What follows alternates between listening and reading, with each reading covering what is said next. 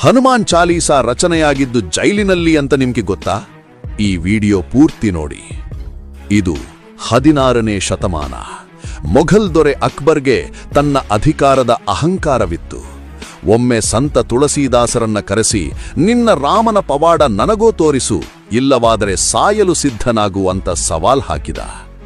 ತುಳಸೀದಾಸರು ನಗುತ್ತಾ, ನನ್ನ ಪ್ರಭು ಶ್ರೀರಾಮ ಮ್ಯಾಜಿಕ್ ಮಾಡೋ ಜಾದೂಗಾರ ಅಲ್ಲ ಅಂದ್ರು. ಸಿಟ್ಟಿಗೆದ್ದ ಅಕ್ಬರ್ ಅವರನ್ನ ಫತೇಪುರ್ ಸಿಕ್ರಿಯ ಭಯಂಕರ ಜೈಲಿಗೆ ಹಾಕಿದ. ಆದರೆ ಆ ಕತ್ತಲ ಕೋಣೆಯೇ ಇತಿಹಾಸವಾಯಿತು. ತುಳಸೀದಾಸರು ಭಯಪಡಲಿಲ್ಲ.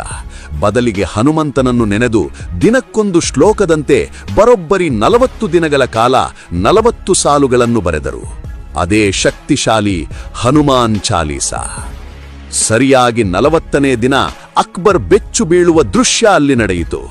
ಎಲ್ಲಿಂದ ಬಂತೋ ಗೊತ್ತಿಲ್ಲ, ಲಕ್ಷಾಂತರ ಕೋತಿಗಳ ಸೈನ್ಯ ಅಕ್ಬರ್ನ ಅರಮನೆಗೆ ಮುತ್ತಿಗೆ ಹಾಕಿದವು. ಸೈನಿಕರ ಕತ್ತಿ ಬಂದೂಕುಗಳೇನು ನಡೆಯಲಿಲ್ಲ. ಇಡೀ ಅರಮನೆ ತಳ್ಳಣಿಸಿ ಹೋಯಿತು. ರಾಮನ ಬಂಟನ ಕೋಪಕ್ಕೆ ಹೆದರಿದ ಅಕ್ಬರ್ ಓಡಿ ಹೋಗಿ ತುಳಸೀದಾಸರ ಕಾಲಿಗೆ ಬಿದ್ದ. ತಕ್ಷಣ ಅವರನ್ನ ಬಿಡುಗಡೆ ಮಾಡಿದ. ಸಂಕಟ ಬಂದಾಗ ಹನುಮಾನ್ ಚಾಲೀಸಾ ಓದಿ ಅಂತ ಹೇಳೋದು ಸುಮ್ಮನೆ ಅಲ್ಲ, ಅದು ಮಂತ್ರ ಅಲ್ಲ, ಅದೊಂದು ರಕ್ಷಾ ಕವಚ. ಯಾರಿಗೆ ಹನುಮಂತನ ಮೇಲೆ ನಂಬಿಕೆ ಇದೆ